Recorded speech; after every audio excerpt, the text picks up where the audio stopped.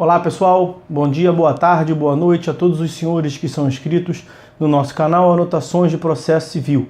Se você ainda não é, eu sou o professor Arthur Vieira e depois que eu concluí o meu doutorado em Direito Processual, eu resolvi me dedicar a esses veículos de comunicação para que eu pudesse transmitir aos senhores conhecimento jurídico de qualidade e de forma gratuita.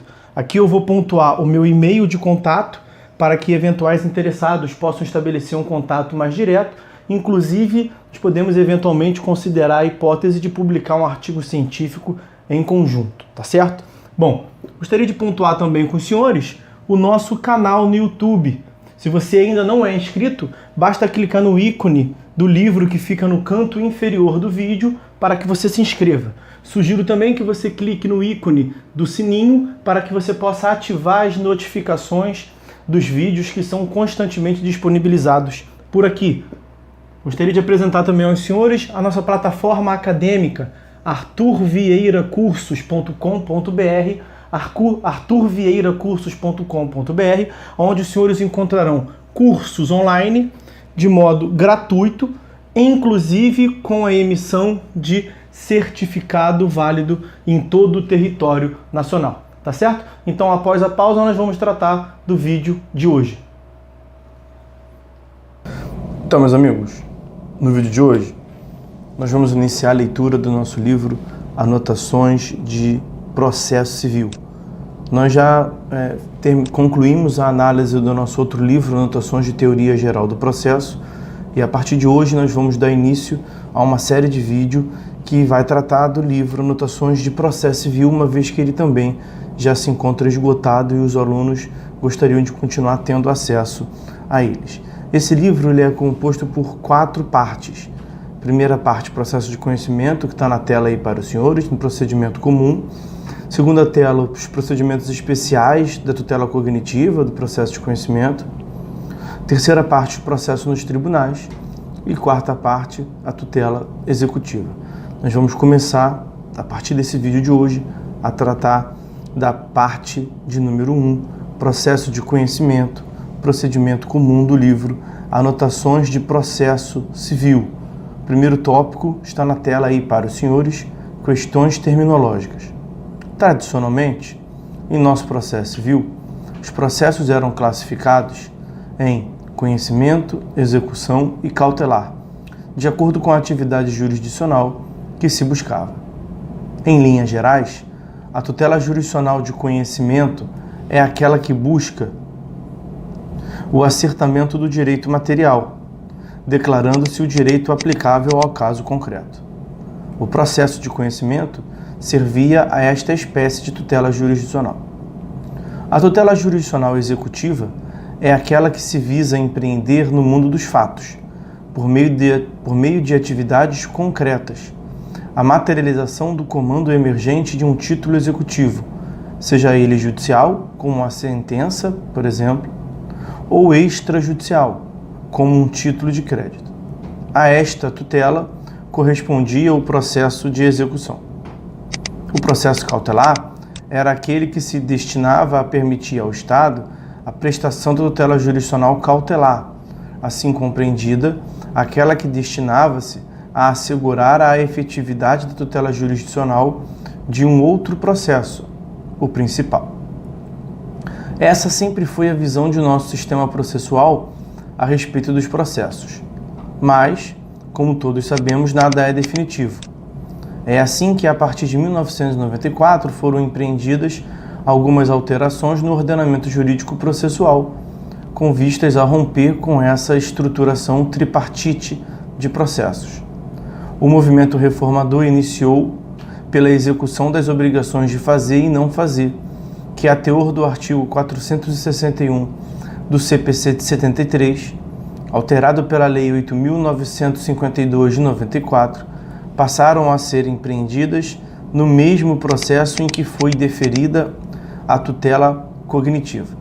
Percebam, portanto, que o Estado juiz prestava 2 diferentes tutelas jurisdicionais, a de conhecimento e a de execução, em um mesmo processo. Desde 1994, então, as obrigações de fazer e não fazer não eram satisfeitas na esfera judicial por 2 processos, mas apenas um. O espírito reformador se expandiu para as obrigações de entregar coisa diferente de dinheiro. Em 2002, a Lei 10.444 introduziu ao Código de Processo Civil de 73 o artigo 461-A, com previsão semelhante ao 461. A nova sistemática relativa à tutela jurisdicional de execução de título executivo judicial foi finalizada em 2005, com a Lei 11.232, que estendeu essa lógica de executar o comando emergente da sentença no mesmo processo em que esta foi proferida, às obrigações de pagar quantia. Deixou-se esta modalidade de obrigação por último de forma intencional, pois ela é a que mais se manifesta na prática forense, tendo servido as primeiras alterações, portanto, como uma espécie de laboratório de experiências. Por fim, devemos afirmar que esta sistemática executiva de prosseguimento no mesmo processo em que a decisão judicial foi proferida foi mantida no novo CPC.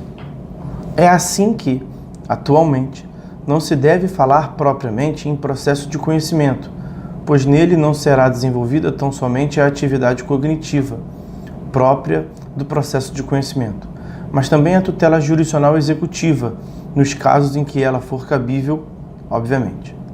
Não podemos falar em processo de conhecimento,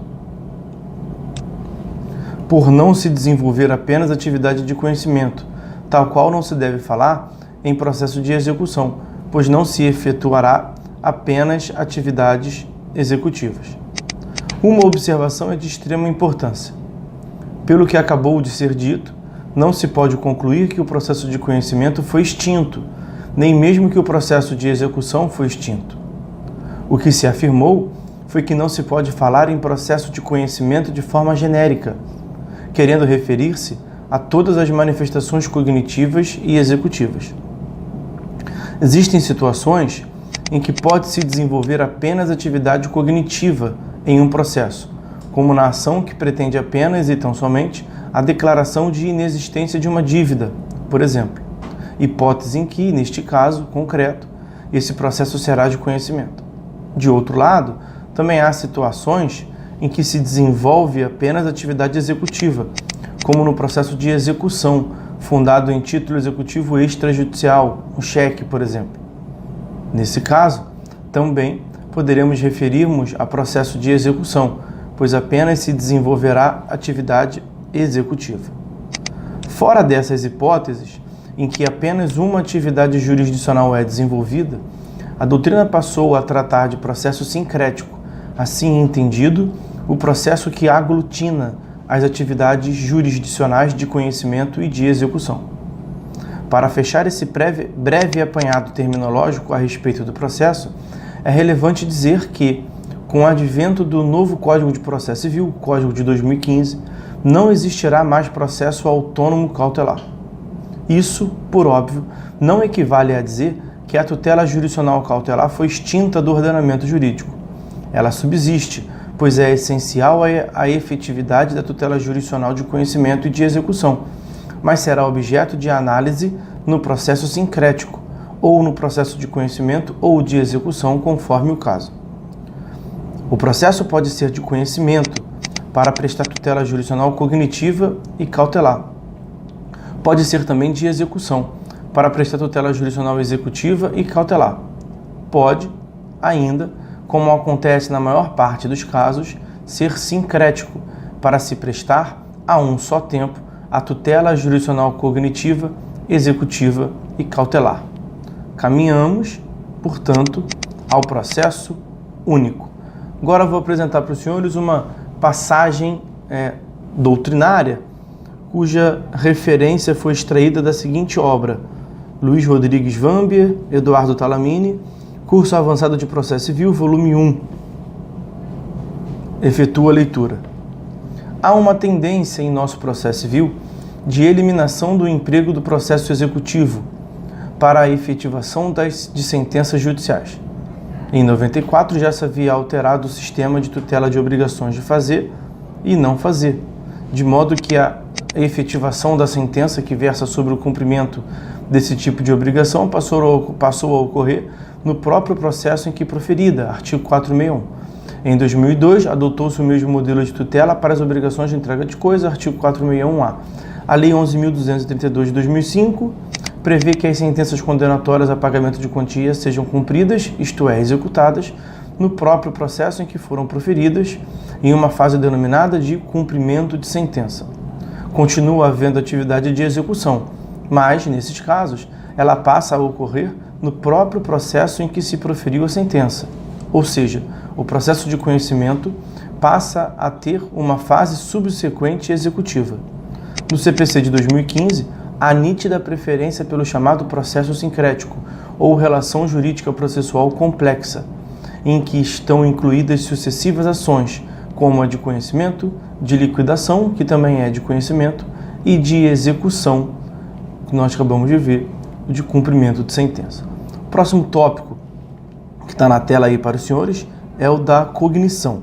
Vamos fazer um corte no vídeo nesse momento para não ficar demasiadamente extenso. Por hora é só, portanto, fiquem todos com Deus e até a próxima.